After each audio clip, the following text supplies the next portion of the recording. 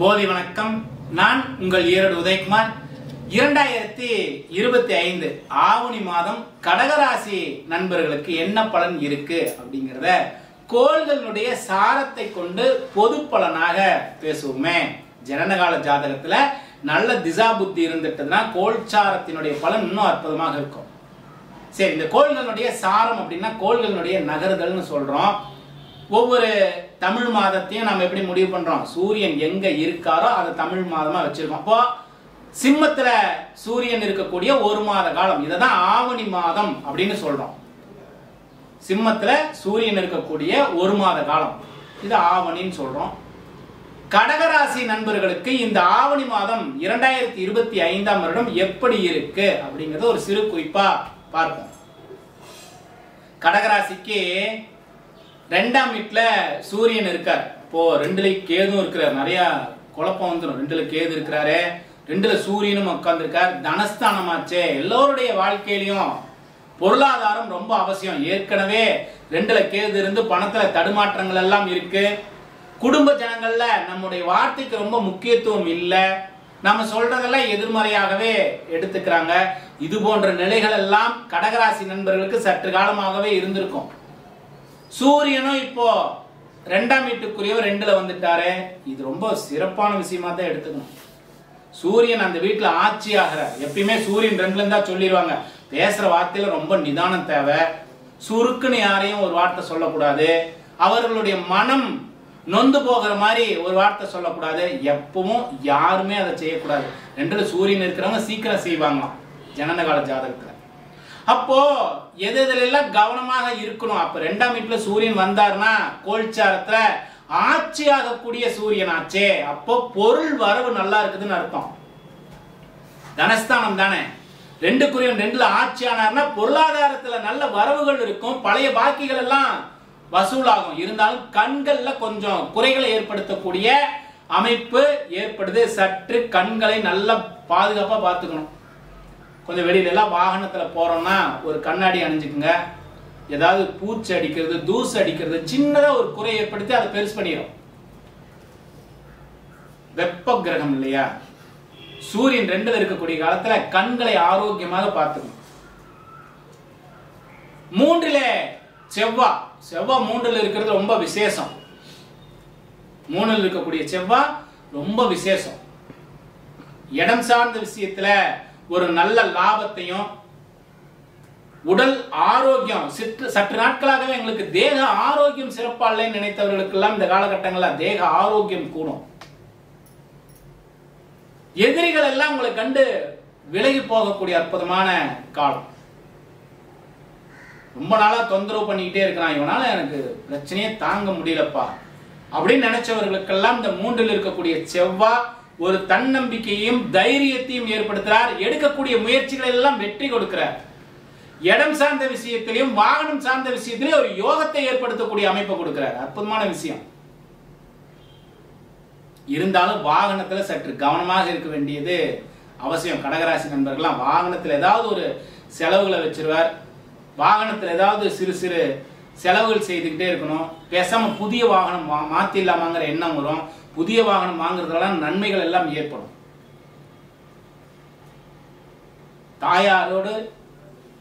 தாயாருடைய ஆரோக்கியத்திற்காக சிறு சிறு செலவுகள் செய்தாலும் அவங்களோட நீங்க ரொம்ப இணக்கமா போக வேண்டிய காலம்.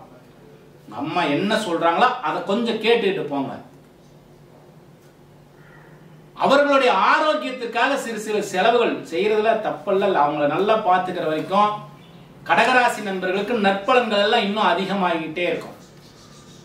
தந்தையாரோடு இணக்கமா போங்க. முன்னோர்களுடைய வழிபாடு வச்சுக்கோங்க. நல்லா முன்னோர்களுடைய வழிபாடு நல்லா வச்சுக்கோங்க. இந்த மாதத்துல உங்களுடைய தாய் தந்தையினரோடு எவ்வளவு இணக்கமா போறீங்களோ அந்த அளவுக்கு வளர்ச்சிகளும் ரொம்ப அதிகமாக இருக்கும். நல்ல லாபங்கள் ஏற்பட்டு செலவும் செய்வீங்க. அந்த செலவை கொஞ்சம் நிதானம் பண்ணிக்கங்க. வருமானம் இருந்தது, லாபமாச்சு, நான் செலவு பண்றேன் அப்படின்னா செலவை கொஞ்சம் கவனமாக வச்சுக்கோங்க. ஒரு இடத்தை வாங்குறதுக்காகவோ வாகனங்களை வாங்குவதற்காகவோ செலவுகள் செய்யறதுல தப்பில்லை. அதுல ஒரு முதலீடு, ஒரு பிரதிபலன் இருக்கும். ஒரு ஆடம்பர பொருளை போய் செலவு செய்தோம்னா என்ன ஆகும்? இந்த மாதத்துல அந்த குறிப்பிற்கு ஆடம்பர பொருளுக்காக சில செலவுகள் செய்யக்கூடிய குறிப்புகள் இருக்கு. சுப செலவுகள் எல்லாம் ஏற்படக்கூடிய அமைப்பு இருக்கு. நம்ம சுப செலவுகள் ஏற்படுத்துவோம். ரொம்ப நாளா வேலையில எனக்கு கொஞ்சம் நெருக்கடியான சூழ்நிலை இருக்கு, வேலை சார்ந்த விஷயத்துல அனுகூலம் இல்லைன்னு நினைத்தவர்களுக்கெல்லாம் இந்த மாதத்துல ஒரு அற்புதமான மாற்றங்கள் ஏற்படுவதை நீங்க உணர முடியும். கடகராசி நண்பர்கள், சிறு சிறு விரயங்கள் நடக்கக்கூடிய மாதமாக இருந்தாலும் அந்த செலவுகள் எல்லாம் ஆக்கப்பூர்வமானதாக நன்மையான விஷயங்களாக ஏற்படுத்திக்க வேண்டியது அவசியம். ஏன்னா செலவுகள் நடக்க போறது ஒரு குறிப்பு இருக்கு ஜாதகத்தில். இந்த கோள்களுடைய சாரத்தை கொண்டு கணிதம் எடுக்கின்ற பொழுது செலவுகள் நடக்கக்கூடிய மாதமாக இருந்தாலும் அந்த செலவுகள் எல்லாம் ஆக்கப்பூர்வமானதாக பலனுள்ள செலவுகளாக மாற்ற வேண்டியது அவசியம். இதெல்லாம் தான் ஜோதிடத்தினுடைய குறிப்புகள். ஒரு விஷயம் நிகழப்போகுதுன்னு தெரிஞ்சுக்கிறோம், அதை எப்படியெல்லாம் நமக்கு சாதகமாக பயன்படுத்திக்கணுங்கிறது தான் ஜோதிடம் பல குறிப்புகள் நமக்கு சொல்லுது. இதையெல்லாம் சரியா பயன்படுத்திக்கிட்டாவே எதிர்காலத்துல ஒரு நன்மையான விஷயங்கள் எல்லாம் நடக்கும். அப்போ இந்த ஜோதிடம் எதெல்லாம் நமக்கு பயன் கொடுக்குதோ அதையெல்லாம் பயன்படுத்திக்கலாம். வாகனத்தை மாற்றணும்னு என்ன இருக்கிறவங்க வாகனத்தை புதிய வாகனத்தை மாற்றுங்க. செலவுகள் நிறைய வாகனத்துக்கு அடிக்கடி செலவு செஞ்சுட்டே இருக்கிறவங்களாம் மாற்றத்துக்கு உண்டான விஷயங்கள் அமையுது. தாய் தந்தையினரோடு இணக்கமா போங்க, நன்மையான பலன்கள் இன்னும் அதிகமாகும். இதுக்கு இறை வழிபாடு தேவை. அம்மன் கோவில்ல இறை வழிபாடு வச்சுக்கோங்க, ரொம்ப நன்மையான விஷயங்கள் நடக்கும். சரி, எல்லாருக்குமே எல்லா ராசியினருக்கும் ஒரு குறிப்பு சொல்றோம் இல்லையா? தியானம் ரொம்ப அவசியம். அருகில் இருக்கக்கூடிய கோவில், அதுவும் அம்மன் கோவில்ல கடகராசி நண்பர்கள் தியானம் ஒரு 10 நிமிடங்களாவது இந்த கண்களை மூடி புருவ மத்தியில உங்களுக்கு என்னென்ன தேவைகள் இருக்கோ அதையெல்லாம் நல்லா பிரார்த்தனை செய்து இறைவனுடைய பாதத்துல சமர்ப்பணம் பண்ணிட்டு வாங்க. 10 நிமிடம் டெய்லியும் வேலைக்கு போறதுக்கு முன்னால இந்த வேலையை செய்துட்டு வேலைக்கு போங்க. மாலை பொழுதுல ஒரு நன்றி சொல்வதற்கு ஒரு 10 நிமிஷம் இந்த புருவ மத்தியில வீட்லயே கூட செய்யலாம். புருவ மத்தியில எண்ணத்தை வச்சு இன்றைய பொழுது நல்லதாக அமைஞ்சதுக்கு இறைவனுக்கு ஒரு நன்றி சொல்கின்ற வளமாக இந்த புருவ மத்தியில எண்ணத்தை வச்சுக்கணும். அற்புதமான பலன்கள் எல்லாம் நடப்பதை நீங்களாகவே உணர முடியுது. ஒரு நாள்ல மாறாதே, ஒரு 10 நாள்ல எல்லாம் மாறாது. தொடர்ந்து செய்துக்கிட்டே வாங்க. எவ்வளவு நன்மைகளை நீங்க அனுபவிக்கிறீங்கிறது சிறிது காலத்தில் நீங்க புரிஞ்சுக்க முடியும். அதுக்கப்புறம் நீங்க விட மாட்டீங்க, அது விடுதோ இல்லையோ நீங்க விட மாட்டீங்க. அதுக்கப்புறம் பயிற்சி செய்யுங்க, நன்மையான விஷயங்கள் ஏற்படுத்திக்குங்க. நல்ல தேக ஆரோக்கியமும் தீர்க்க ஆயுளும் பொருள் வரவும் ஏற்படட்டும் எல்லாம் அந்த இறை சக்திய கடகராசி நண்பர்களுக்காக நாமும் வேண்டிக்குவோம். ஆவணி மாதம் 2025ஆம் வருடத்துல சிம்ம ராசி நண்பர்களுக்கு என்ன பலன் இருக்கு அப்படிங்கறத கோள்களுடைய சாரத்தை கொண்டு பொதுவா ஒரு பலன் பேசுறோம். ஜனனகால ஜாதகத்துல நல்ல திசா புத்தி இருந்துட்டதுன்னா இந்த கோள்களுடைய சாரம் கோள்சார பலனும் இன்னும் நன்மையான பலன்களை எல்லாம் கொடுக்கும். சரி, சிம்ம ராசி நண்பர்களுக்கு ராசியில கேதுவோட சேர்ந்து சூரியனும் அமர்றார் இல்லையா? அப்போ பொதுவா நம்ம என்ன நினைப்போம், சூரியன் ராசிக்கு வந்தார்னா எதிர்மறையான பலன்கள் நடந்துருமா அதெல்லாம் நினைப்போம். ஆனால் சூரியன் எப்பொழுதுமே 1, 5, 9ஆம் வீட்டுக்குரிய கிரகங்கள் வலுவாயிட்டா நன்மையான பலன்களை கொடுக்கும். அப்படின்ற அடிப்படையில சூரியன் ராசிநாதன் உங்களுடைய ராசிக்கு அதிபதி, அவர் 1லயே ஆட்சியாக, அப்ப நன்மையான பலன்களை கொடுக்க போகிறார் அர்த்தம். நற்பலன்கள் நிறைய நடக்க போகுது, இதை நம்ம எடுத்துக்கிறோம். இருந்தாலும் கண்கள்லயும் இந்த தேகத்துல உஷ்ணம் சார்ந்த உபாதைகளும் ஏற்படாம பார்த்துக்க வேண்டியது அவசியம். இப்போ சூரியன் ஜென்மத்துக்கு வந்தார்னா சின்ன உடல்ல வெப்பம் சார்ந்த விஷயத்தை உருவாக்கிறார், கொஞ்சம் கவனமாகவும் இருக்கணும். ஆட்சியா இருக்கின்றனால பெரிய ஆபத்துக்களையோ பெரிய தொல்லைகளையோ கொடுக்கலைனாலும் விழிப்புணர்வாக இருக்க வேண்டியதும் அவசியம் தானே. 2ல செவ்வாய் இருக்கார், 2ல செவ்வாய் இருக்கார். 2ஆம் வீட்டுக்குரிய புதன் 12ல சிறு சிறு செலவுகள் ஏற்படுதுன்னு அர்த்தம். செலவுகள் ஏற்படுது அது அர்த்தம். 11க்குரியவரும் அவரே தானே, நல்ல லாபங்களை ஏற்படுத்துவார். 11க்குரிய புதனும் 12ல, 2, 11க்குரியவன் புதன், அவன் போய் 12ல. லாபங்கள் வந்தாலும் பொருள் வரவுகள் இருந்தாலும் ஒரு வகையில செலவுகள் தயாராயிட்டே இருக்குதுன்னு அர்த்தம். நமக்கு ஏதோ ஒரு வகையில பொருள் செலவுகள் ஏற்பட்டுக்கிட்டே இருக்கு, இதுல கொஞ்சம் கவனமாக இருக்கணும். 11ல 10க்குரியவன் 11ல தொழில நல்ல ஒரு அபிவிருத்தியும் லாபத்தையும் ஏற்படுத்தக்கூடிய காலம். இருந்தாலும் சிம்மராசி நண்பர்கள் அஷ்டமச்சனியால சில பாதிப்புகளை அனுபவிச்சுட்டு இருக்கிறாங்க. கொஞ்சம் கணவன் மனைவி பிரிந்திருக்கக்கூடியவர்கள்லாம் கொஞ்சம் நிதானமாக இருங்க. சிறிது காலங்கள்ல ஒரு மாற்றத்தை ஏற்படுத்தும். சிறிது காலத்துல ஒரு மாற்றத்தை ஏற்படுத்தக்கூடிய சூழ்நிலைகள் எல்லாம் இருக்கு.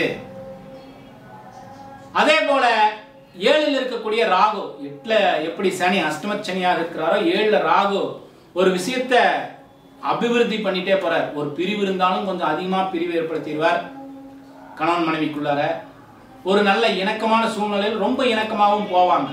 இது ரொம்ப நிதானமாக இருக்க வேண்டிய காலம் தான்.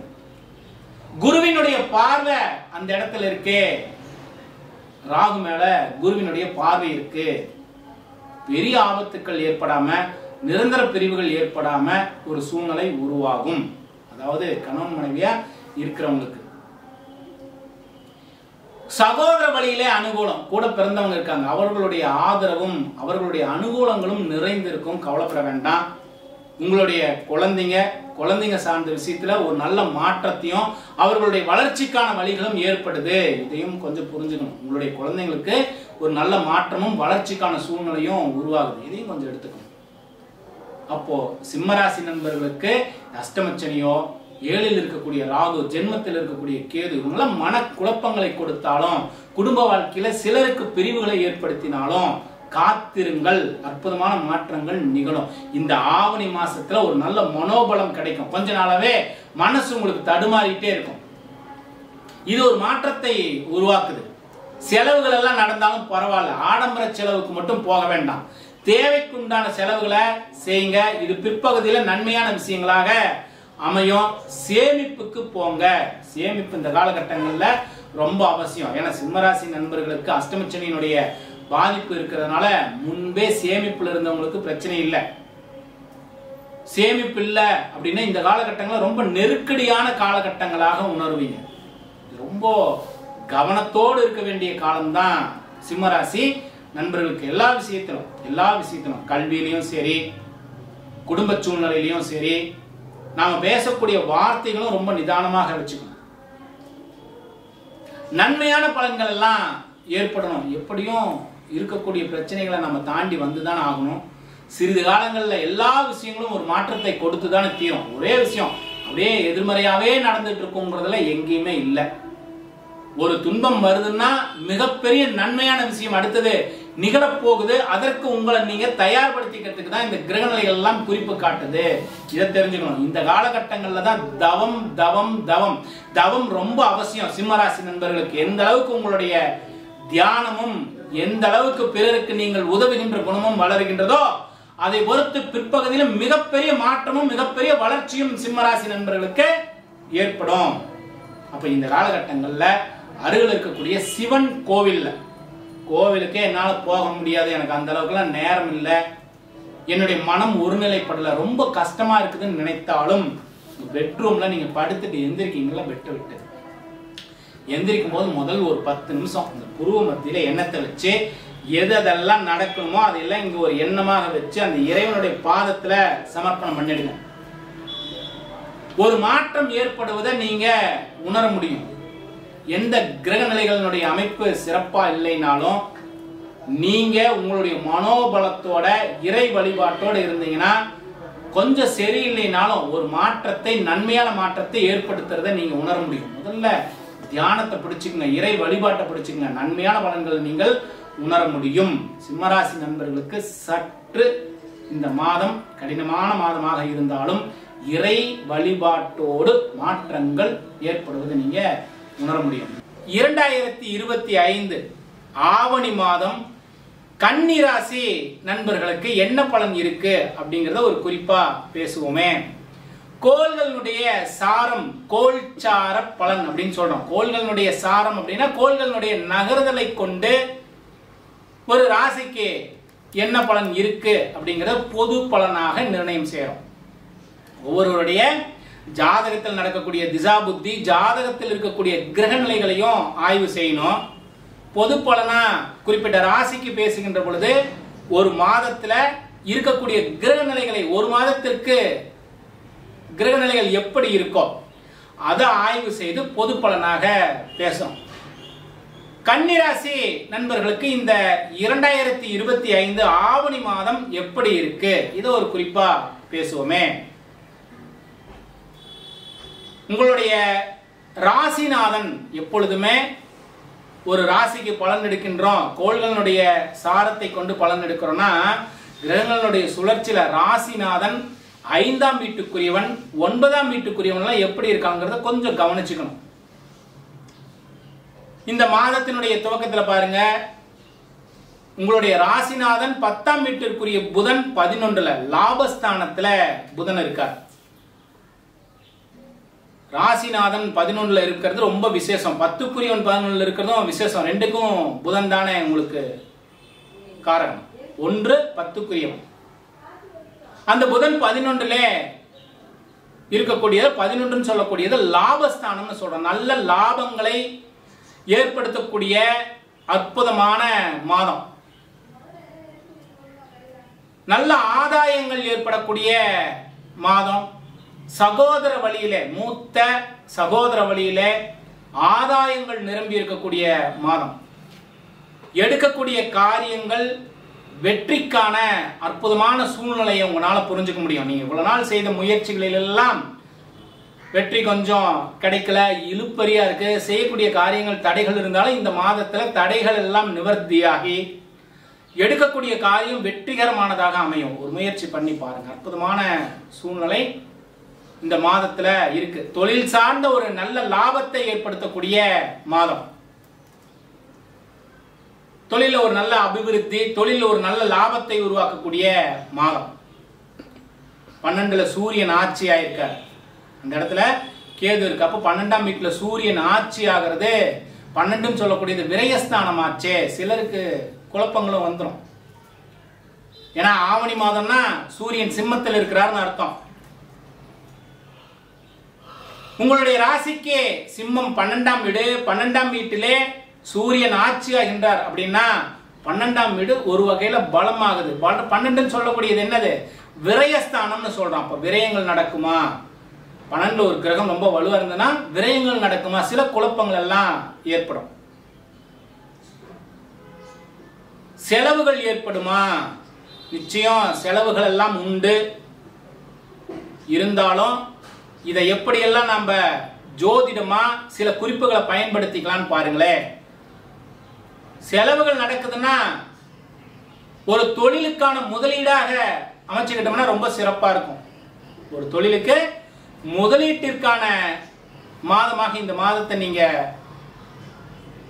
பயன்படுத்திக்கிட்டீங்கன்னா ஒரு அற்புதமான சூழ்நிலை இருக்கும். இடத்துல ஒரு முதலீடு, தொழிலுக்காக ஒரு இடம் வாங்குறோம், இல்ல நம்முடைய தேவைக்காக ஒரு இடத்தை வாங்குறோம்னா அந்த இடத்துல முதலீடு செய்தீங்கன்னா ரொம்ப சிறப்பா இருக்கும். 4க்குரியவன் 10ல் இருக்கார்.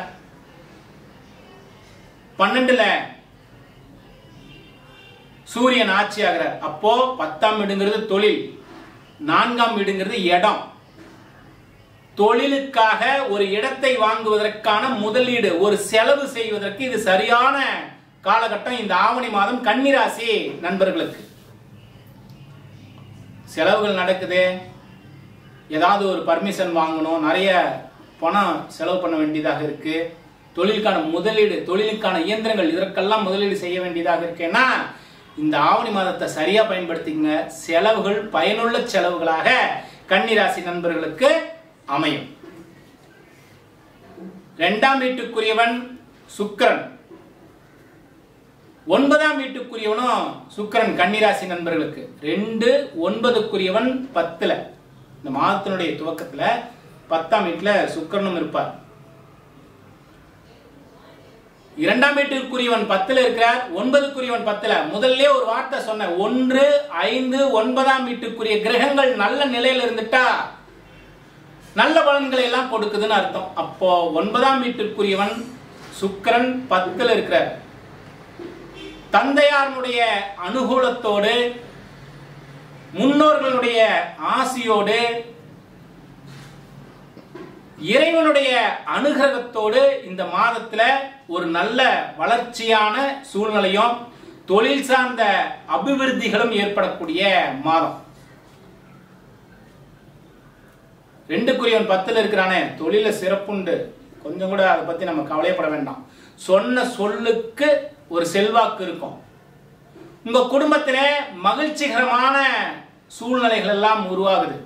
சுப செலவுகள் எல்லாம் ஏற்படக்கூடிய காலம். யாருக்காவது திருமணம் சார்ந்த முயற்சிகள் செய்யறாங்க. இந்த மாதத்துல கன்னிராசி நண்பர்கள் ஜாதகத்துல திசா புத்தியும் கணக்கு, ஒரு நல்ல சூழ்நிலையை உருவாக்கக்கூடிய சூழ்நிலையும் இந்த மாதத்துல ஆவணி மாதத்துல கன்னிராசி நண்பர்களுக்கு ஏற்படுது. இடத்துல முதலீடு, தாயாரால சின்ன சின்ன செலவுகள் இருக்கு, ஆரோக்கிய குறைபாடு இருந்தது தாயாருக்குன்னு சொன்னா அதெல்லாம் இந்த மாதத்துல நீங்கக்கூடிய அற்புதமான சூழ்நிலையாக இருக்கு. வேலை பளு அதிகமாக இருந்தது, எனக்கு மறைமுகமான எதிர்ப்புகள் எல்லாம் இருந்ததுன்னு சொல்லக்கூடிய கன்னிராசி நண்பர்களுக்கு இந்த சுமைகள் எல்லாம் குறையுது. வேலையில ஒரு அபிவிருத்தி, ஒரு பதவி உயர்வு, பொருள் உயர்வு ஏற்படக்கூடிய அற்புதமான மாதமாக இந்த மாதம் அமையுது. இருந்தாலும் உங்களுடைய தேக ஆரோக்கியத்துல கவனம் வேணும். செவ்வாய் உங்களுடைய ராசியிலேயே இருப்பார். கன்னிராசி நண்பர்களுக்கு தேக ஆரோக்கியத்துல கொஞ்சம் கவனத்தை செலுத்த வேண்டியது அவசியம். வாகனங்கள்ல கொஞ்சம் கவனத்தை செலுத்தணும். தேவையில்லாத ஒரு வீண் செலவு, வாகனத்துல ஏதாவது பழுதாகிறது, அதை சார்ந்த செலவுகள் ஏற்படுறதெல்லாம் கொஞ்சம் கொஞ்சம் இருக்குதான் செய்யுது. ஒரு நல்ல தன்னம்பிக்கையோடு சில முயற்சிகள் எல்லாம் செய்யுங்க. அற்புதமான மாற்றங்கள் உருவாகும். படிக்கக்கூடிய மாணவர்களுக்கு கல்வியில இன்னும் மேன்மையான சூழ்நிலைகள் எல்லாம் உருவாகும். கல்வியில ஒரு அபிவிருத்தி ஏற்படக்கூடிய சூழ்நிலை, பொருளாதாரத்தில வளர்ச்சி, குடும்ப உறவினர்களிடையே ஒரு நல்ல இணக்கமான சூழ்நிலை, உங்களுடைய வார்த்தைக்கு முக்கியத்துவம் கிடைக்கிறது. அற்புதமான மாதமாக கன்னிராசி நண்பர்களுக்கு இந்த ஆவணி மாதம் அமைகின்றது. எப்பொழுதுமே கிரக நிலைகள் எல்லாம் நல்லா இருக்கு, எனக்கு நல்ல சூழ்நிலை இருக்குதுன்னா இறை வழிபாட்டையும் விடக்கூடாது. ஒவ்வொரு நாளும் அந்த இறை சக்தியை உணர்ந்து, அந்த இறை உணர்வோடு நீங்கள் செய்கின்ற அத்துணை காரியங்களும் வெற்றிகரமானதாகவே அமையும். வெற்றிகரமானதாகவே அமையும். அப்ப என்ன செய்யணும்? தினமும் உங்க வீட்டுல ஒரு 10 நிமிடங்களாவது கண்களை மூடி இந்த புருவ மத்தியில எண்ணத்தை வச்சுட்டு உங்களுடைய இஷ்ட தெய்வத்தை வழிபாடு பண்ணி, என்னென்ன தேவைகள் இருக்கு, நமக்கு நாளைக்கு என்னென்னலாம் நடக்கணும், அதையெல்லாம் அந்த தெய்வத்தினுடைய பாதத்துல சமர்ப்பணம் பண்ணுங்க. அருகில் ஏதாவது கோவில் இருந்ததுன்னா, உங்களுக்கு கோயிலுக்கு போகக்கூடிய அளவுக்கு நேரம் இருந்ததுன்னா அருகில் இருக்கக்கூடிய கோவில்ல ஒரு 10 நிமிடம் எந்த கடவுளை வேணாலும் வழிபடலாம். குறிப்பிட்ட ஒரு கடவுளை அவ்வளவு தூரம் போய் இத்தனை கிலோமீட்டர் தாண்டி போய் வழிபாடு பண்ணணுங்கிறது இந்த சூழ்நிலையில அவசியமான விஷயமா சொல்லல. அருகில் இருக்கக்கூடிய கோவில்ல உங்களுக்கு இந்த கோவிலுக்குள்ளார போனா என்னுடைய எண்ணம், என்னுடைய மனம் ஒருநிலைப்படுது அப்படின்னா அந்த கோவிலுக்கு வாங்க. அது எந்த அம்மன் கோவிலா இருக்கட்டும், பெருமாள் கோவிலா இருக்கட்டும், சிவன் கோவிலா இருக்கட்டும், எதுவாக வேணாலும் இருக்கட்டும், உங்க வீட்டுக்கு அருகில் இருக்கக்கூடிய இடத்துல பக்கமா ஒரு 10 நிமிடங்கள் அந்த கோவில் அமைதியா எரியக்கூடிய தீபத்தை கண்களை திறந்து ஒரு 10 நிமிடம் பாருங்க. புருவ மத்தியில எண்ணத்தை வச்சுட்டு என்னென்ன தேவைகள் இருக்குதோ அதெல்லாம் அந்த இறைவனுடைய பாதத்துல சமர்ப்பிச்சுட்டு வாங்க. எப்படியெல்லாம் மாற்றங்கள் ஏற்படுதுங்கிறத சிறிது நாட்கள்ல நீங்க உணர முடியும். இதை செய்து பழகிக்கிட்டீங்கன்னா நீங்க விட மாட்டீங்க. அதுக்கப்புறம் தியானம் அவ்வளவு அவசியம். கோவில்ல தியானம் இன்னும் அற்புதமான விஷயத்தை உருவாக்கும். இப்ப கன்னிராசி நண்பர்களுக்கு இந்த ஆவணி மாதம் ஒரு அற்புதமான பலன்களாக தான் இருக்கு. வளர்ச்சிக்கு உண்டான சூழ்நிலையாக தான் இருக்கு. சரியா இந்த ஜோதிடத்தையும் பயன்படுத்திக்கலாம். எது இதுல கவனமாக இருக்க சொல்லி குறிப்புகள் இருக்கோ கவனமாக இருங்க. மற்ற விஷயங்கள் இறை அருளோடு வளர்ச்சியாக நடப்பதை நீங்களாகவே உணர முடியும். சரி, இன்னொரு காணொளியில நம்ம சந்திப்போம். போதி வணக்கம்.